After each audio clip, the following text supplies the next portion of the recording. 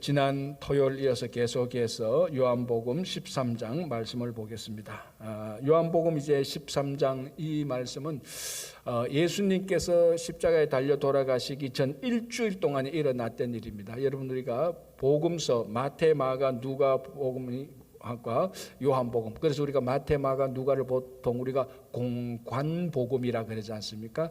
그는 그 보는 관점이 같다. 그런데 요한복음은 좀 이 마태, 마가, 누가보다 예수님을 다른 측면에서 봅니다. 그 차이가 이제 요한복음은 예수님께서 십자가에 달려 돌아가시기 전 일주일 내용을 굉장히 많이 다룹니다. 이 요한복음 12장부터인가요? 12장부터 다루죠. 6월절 6전에 이제 올라가시니까 이때부터 17장, 18장까지 그 일주일간에 일어난 일을 굉장히 많이 다루고 있고, 그 다루고 있는 중요한 내용 중에 하나가 예수님께서 이제 마지막 돌아가시기 전에 제자들에게 한 그 교훈, 그 교훈의 내용이 굉장히 많이 나옵니다. 근데 마태, 마가, 누가를 보면은 요 일주일 동안에 있었던 것을 그냥 한 장에 끝내고 있습니다. 그래서 이 요한복음이 이 일주일 동안 예수님께서 돌아가시기 전 일주일 동안에 무슨 일이 있었고 예수님께서 제자들에게 무슨 말을 하셨는지 더 정확히 알려고 하면 우리가 요한복음을 읽으면 됩니다. 이제 오늘 우리가 보는 요한복음 13장이 바로 예수님께서 돌아가시기 전 일주일 전에 일주일 동안에 일어났던 일들을 이제 우리가 보고 있는 겁니다. 그 중에 하나가 예수님께서 제자들의 발을 씻기신 것이었죠. 그 발을 씻기신 후에 하시는 교훈이 이제 오늘 우리가 또 같이 생각해 볼 내용들입니다. 자, 한번 보시기 바랍니다. 18절. 내가 너희 모두를 가리켜 말하는 것이 아니니라. 나는 내가 택한 자들이 누구인지 암이라. 그러나 내 떡을 먹는 자가 내게 발꿈치를 들었다 한 성경을 응하게 하려는 것이라.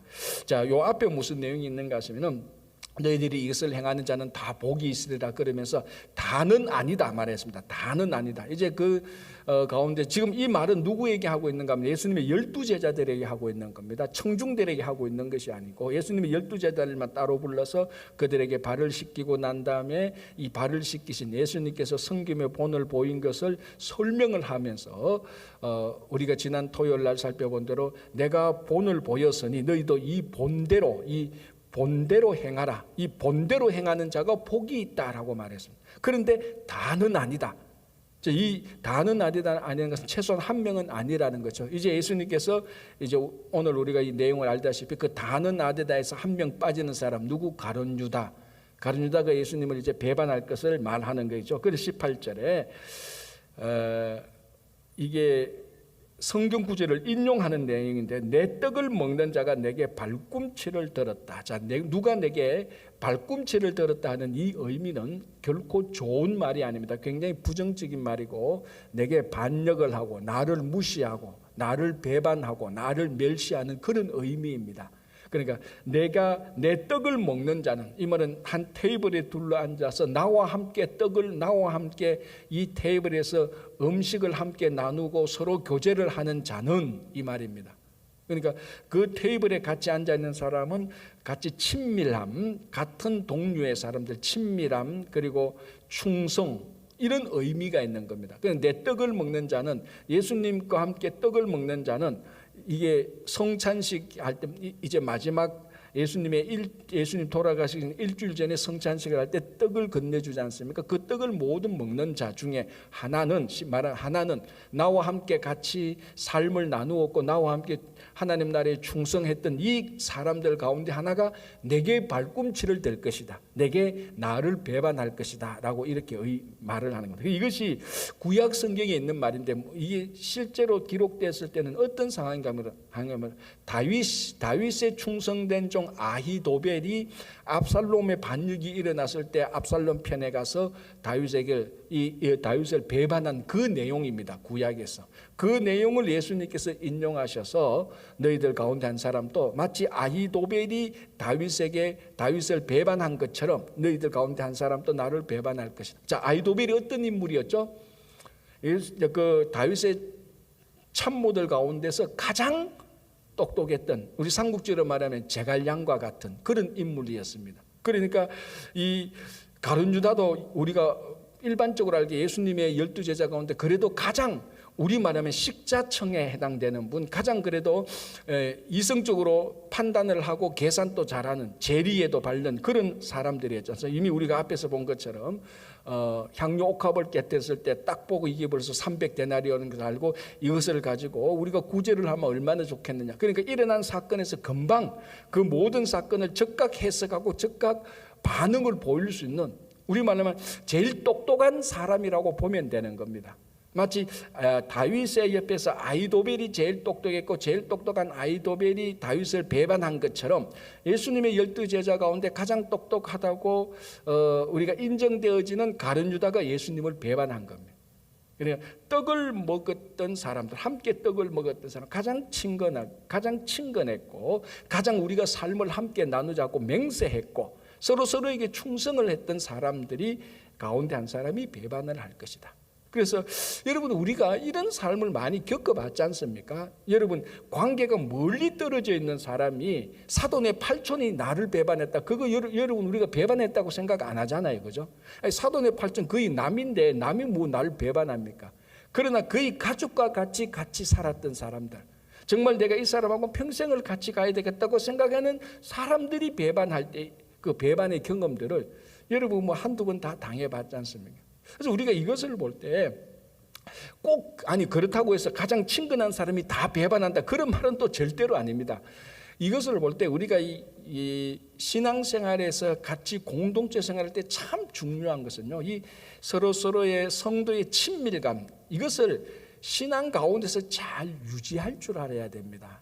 참 중요합니다. 자칫 잘못하면요, 내가 가장 친근한 사람에게 내가 배반을 할 수가 있습니다. 내가 배반도 당할 수도 있지만 우리가 이 본문을 볼 때 늘 어떻게 생각하는가 하면요, 그러면 내한테 가장 친근한 사람 중에 누가 배반할까, 이거부터 먼저 계산을 하거든요. 우리들은 이걸 뒤집어서 우리가 한번 생각해 봅시다. 내가 혹시나 가장 친근한 사람보다 내가 배반한 적이 있지 않은가, 그걸 한번 생각해 봐야 돼요.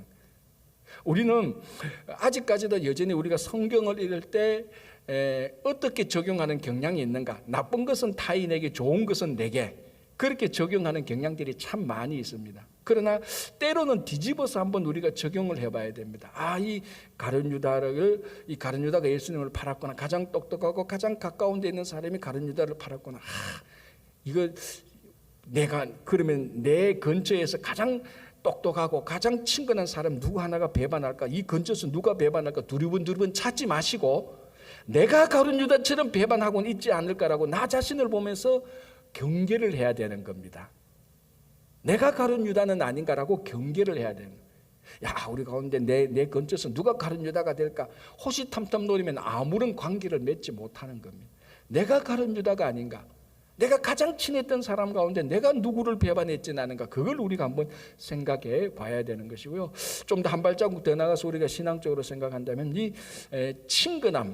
친근함을 잘 유지할 줄 알아야 되는 겁니다. 그래서 우리가 이런 말 하지 않습니까? 가장 친근한 사람끼리 가장 예의를 잘 갖추어야 된다고 말하죠. 허물없는 사람이라 할지라도 허물없는 사람 사이에도 지켜야 될 예의가 있는 겁니다.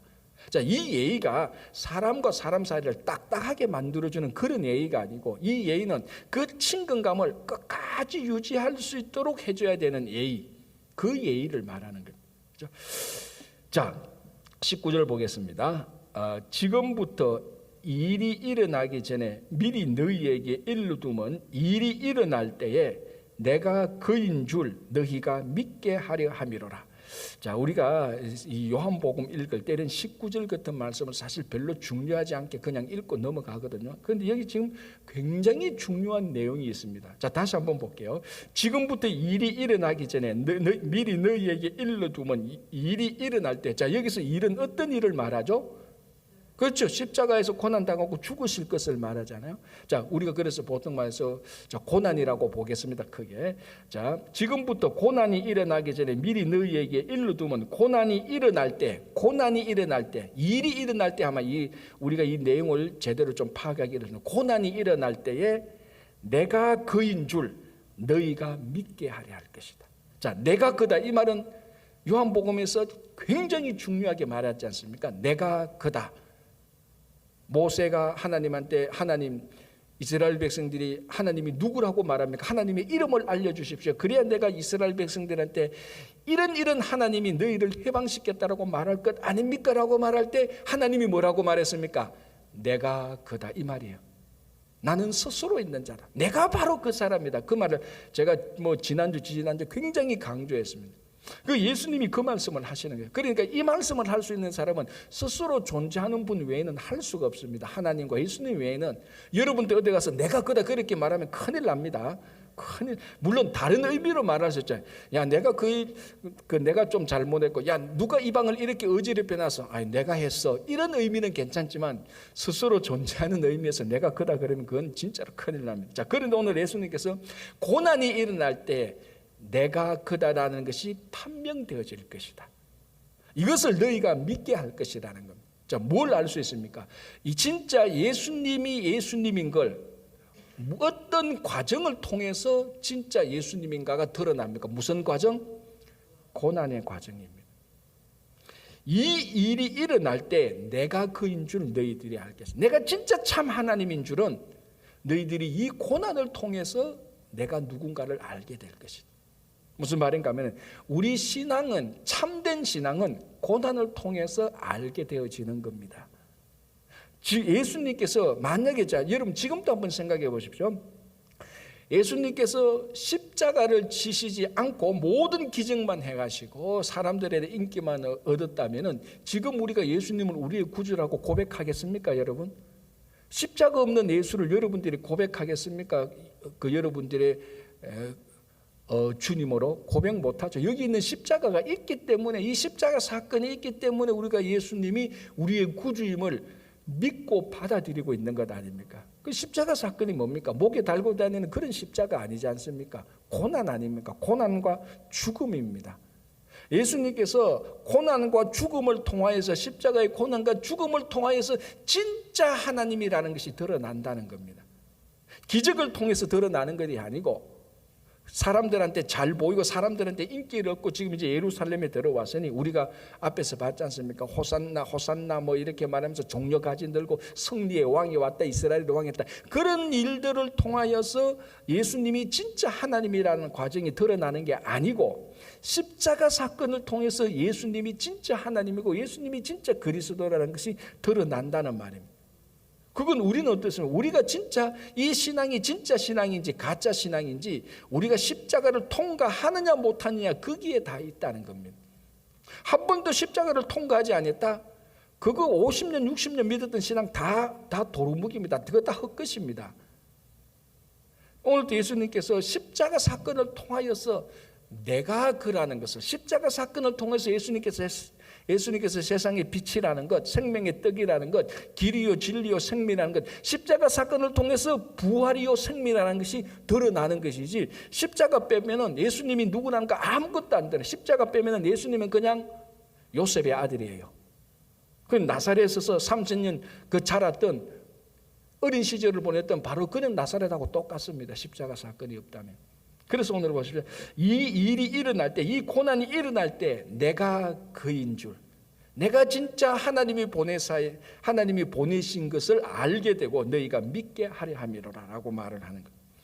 20절, 내가 진실로 진실로 너희에게 이르노니 내가 보낸 자를 영접하는 것은 나를 영접하는 것이 아니요 나를 영접하는 자는 나를 보내신 이를 영접하는 것이라. 자, 이게 이제 도미노처럼 쭉 내려온 겁니다.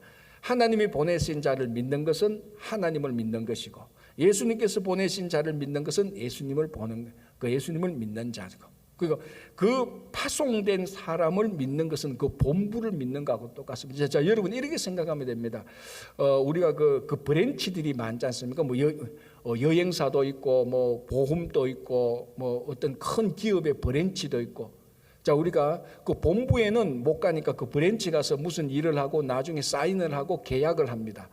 자, 그럼 이 계약을 하는 것은 본질적으로 이 브랜치하고 계약합니까? 본부하고 계약합니까? 본부하고 계약하는 거예요. 본부가 있고 브랜치가 많은 건데, 브랜치하고 계약하는 것은 본부하고 계약하는 것 똑같아서, 그래서 만약에 사건이 진짜 중요하고 큰 사건이 터지면 결국 본부에서 관여합니다. 왜? 결국 본부의 일이니까. 우리가 예수님을 믿는다는 것은 하나님을 믿는 것입니다. 똑같은 거. 물론 예수님은 하나님의 브랜치는 아닙니다. 예수님 그 자신이 하나님이니까 제가 설명을 하자면 그렇다는 겁니다. 자, 이것을 이제 우리 삶을 통하여서 우리가 좀 약간 한 발자국 벗어나서 적용을 하자면은 우리를 믿는 것은 예수님을 믿는다 그런 거는 아니지만 우리를 통해서라도 예수님을 믿게 해야 되는 겁니다. 세상에 우리를 통해서 저 사람을 제가 늘 하는 거 아닙니까? 저 사람을 보니까 교회 한번 가볼 마음이 생긴다. 자, 여러분 주변에 그런 분들 있습니까? 내가 네 보니까 교회 한번 가보겠다 그런 마음이 생깁니까? 아이고 내가 저 홍길동이 보니까 교회 가다가 내가 돌아왔잖아. 그런 사람들이 참 슬프지만 더 많은 시대가 되어버렸습니다. 우리가 실제로 전도하다 보면 내가 잘 아는 사람인데 나중에 알고 보니까 그 사람이 교회 다니는 사람이면서 아이고 그런 사람이 교회 다니면 난 교회 안 가. 이런 얘기를 여러분들이 많이 들었습니까? 야, 그런 사람이 교회 가면 나도 교회 가야죠. 이런 얘기를 많이 들었습니다. 그건 여러분들의 상황에 따르면 전체적으로는 앞에 얘기를 많이 들었을 겁니다. 슬픈 얘기지만. 그런데 이제 우리가 이걸 뒤바꿔야 됩니다. 여러분들이 바꿔야 됩니다.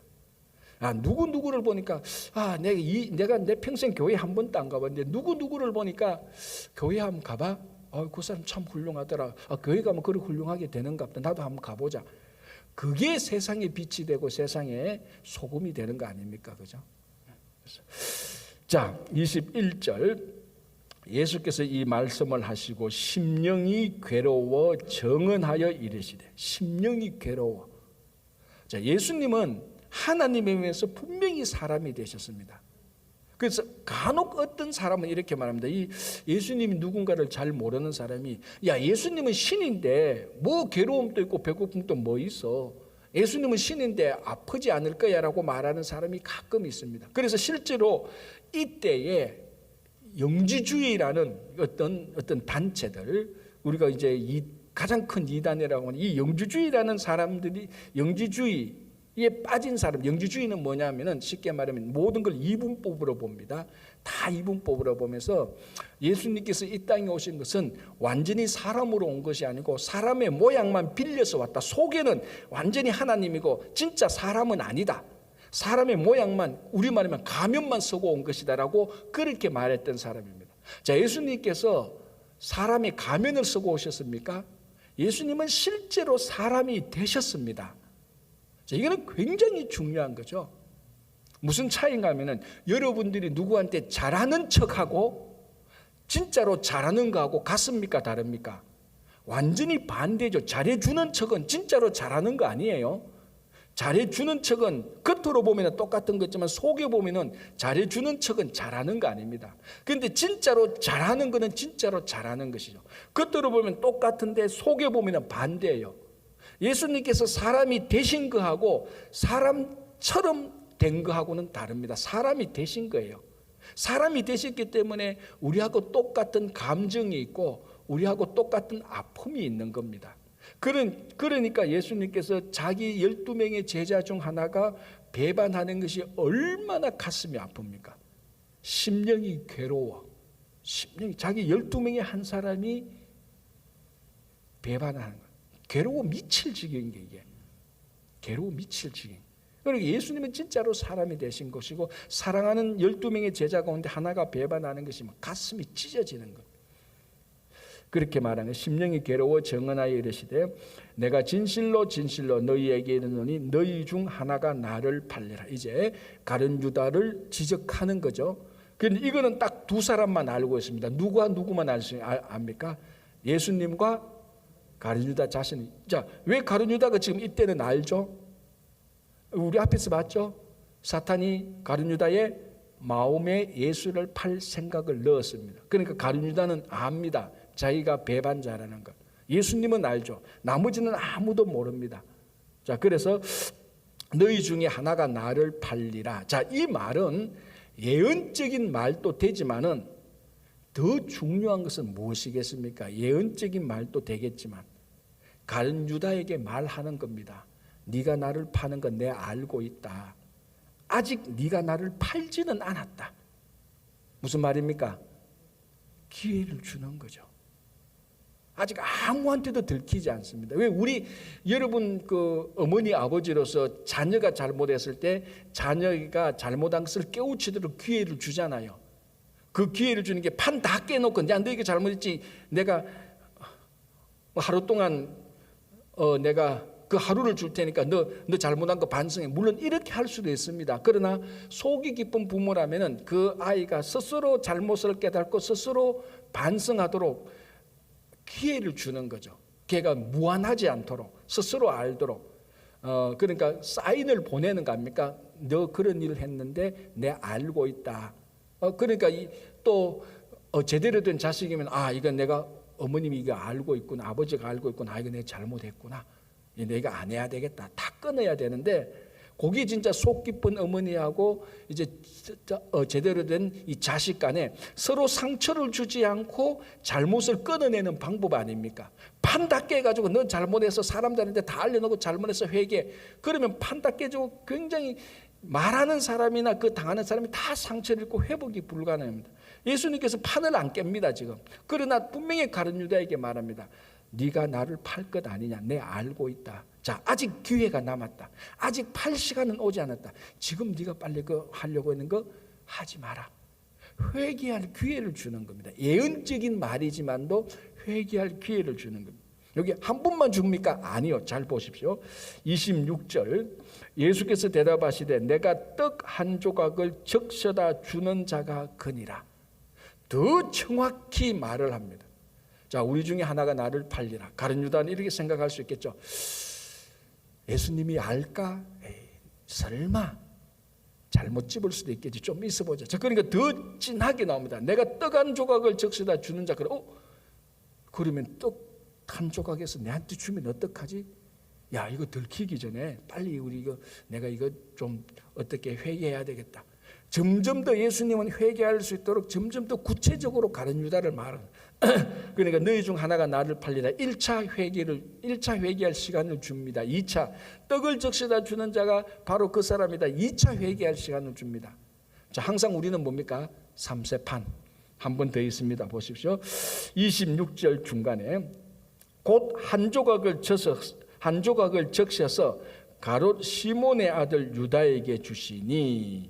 자, 이것은 가룟 유다라고 지적하는 말이기도 하지만은 마지막 찬스를 줍니다. 자, 이 떡을 받아도 가룟 유다가 배반 안 하면 되는 거예요.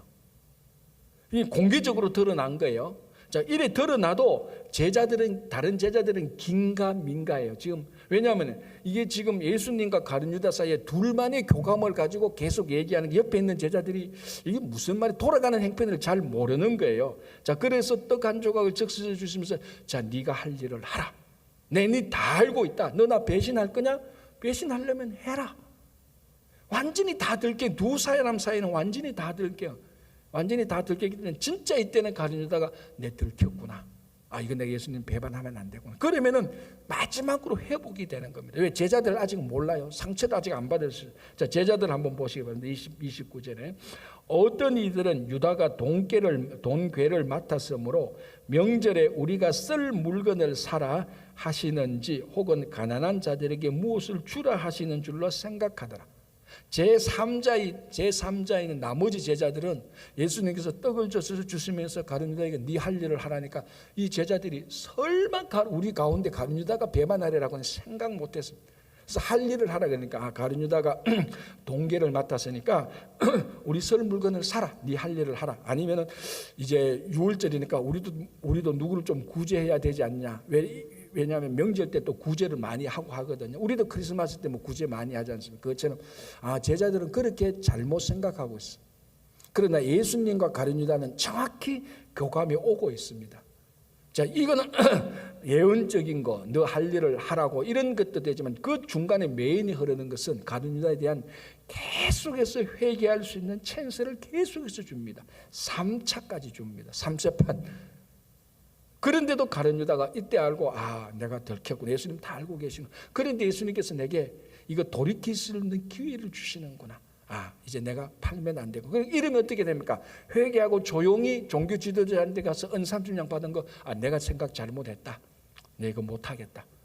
용서하라. 만약에 은 30은 내가 받는데 더 요구하면 내가 은 60을 주겠다. 이렇게 했었어야 되는 겁니다. 자, 그런데 보십시오. 30절 유다가 그 조각을 받고 곧 나가니 밤이라라. 뭡니까? 밤이라. 밤에 속했다는 겁니다. 어둠의 일에 속했다는 겁니다. 자, 이제는 가룟 유다가 예수님을 배반하게 되는 데서 돌아오지 못하게 되는 겁니다. 굉장히 상징적으로 보여요. 유다가 그 조각을 받고 곧 나가니 밤이라라. 가룟 유다는 이제 돌아오지 못할 길을 갑니다. 밤으로 나가버린 겁니다. 밤에 속한 사람. 자, 요한복음은 낮과 밤, 빛과 어둠, 생명과 죽음, 축복과 저주, 계속해서 두 가지로 나눠서 예수님의 제자들, 하나님의 자녀들은 빛과 낮과 생명에 속했고 나머지는 어둠과 저주와 밤에 속한 거 아닙니까? 가룟 유다가 원래 예수님의 12제자 가운데 밤에 속한 사람이 되어버린 겁니다. 예수님께서 그만큼 회개할 기회를 주셨는데 지금 우리에게 바로 주는 시간이 이겁니다. 우리가 종말을, 우리 개인적인 종말을 맞기 전에, 예수님께서 오시기 전에 우리에게 계속해서 하나님께서 사인을 주는 거죠. 이런 일들에 대한 잘못된 회개. 그리고 우리는 매일매일 우리가 어제 잘못했던 것, 지난주 잘못했던 것을 회개하고 하나님께 계속해서 나갈 수 있는 그런 삶이 되어야 되는 것입니다. 31절부터는 좀 얘기할 게 많으니까 우리 같이 내일 보도록 하고요. 우리가 다시 한번 이 본문을 보면서 다시 한번 우리에게 주어진 이 시간에 우리가 하나님께 나아가고 회개하고 그리고 다시 또 예수님과의 그 친밀함을 우리가 계속해서 유지해 나가며 혹시나 내가 다른 사람에게 친밀감을 깨뜨리고 배반의 길로 가고 있지 않은가, 우리 자신을 한번 되돌아보고 다시 친밀감을 유지하는 여러분 되시기를 간절히 바랍니다. 기도하겠습니다. 하나님 아버지 감사합니다. 혹시나 우리가 가룟 유다의 길을 걸어가고 있다면 우리의 발걸음을 끊게 하시고 예수님께서 계속하여서 회개하고 잘못된 길에서 돌아오기를 바라는 시간과 기회를 충분히 주시는데 주님, 그 길에서 우리가 돌아가서 주님께 나아갈 수 있도록 인도하여 주시옵소서. 주님, 우리 여러 가지 기도 제목들이 있습니다. 우리 모든 성도님들의 아픔과 건강을 이 아픔 속에서 회복시켜 주셔서 건강을 찾게 하여 주시옵소서. 특별히 육신의 연약함으로 우리 장건 집사님과 여러 환우들이 힘들고 어려워하고 있습니다. 주님, 강건한 육신을 주셔서 주님의 일을 잘 감당할 수 있도록 도와주시고 머리끝에서 발끝까지 모든 것들을 주님께서 치유하여 주시옵소서. 아버지 하나님, 우리 가정과 자녀들 특별히 살펴주시고 우리 자녀들 믿음의 자녀들 되게 하시고 믿음과 건강과 지혜와 강건함 속에서 잘 자라게 하시고 교회의 모든 어르신들 주님께서 살펴주시고 노년에 행복한 신앙생활을 할 수 있도록 도와주시옵소서. 오늘도 가정마다 기쁨이 넘치고 신앙의 즐거움이 넘치게 하시고 이른 아침부터 일터에서 수고하시는 손길과 발길들 피곤치 않도록 도와주시고 오늘도 날씨가 많이 더운데 아무도 지치거나 피곤치 않도록 주님께서 도와주시고 아버지 하나님, 진행 중인 선모스쿨에도 함께 하시고 또 주일학교가 준비하고 있는 여름 성경학교와 중고등부 수련회, 다음 주에 있을 또 EM 청년부 수련회에도 함께하여 주시고 또 9월에 있을 선교바자회에도 주님께서 은혜를 주셔서 이 모든 사역들을 통하여서 하나님의 나라가 이루어지며 이 사역에 동참하는 모든 또 특별히 준비하는 손길들 기쁨과 즐거움 속에서 잘 준비하게 하여 주시옵소서. 감사하오며 예수님의 이름으로 기도하옵나이다. 아멘.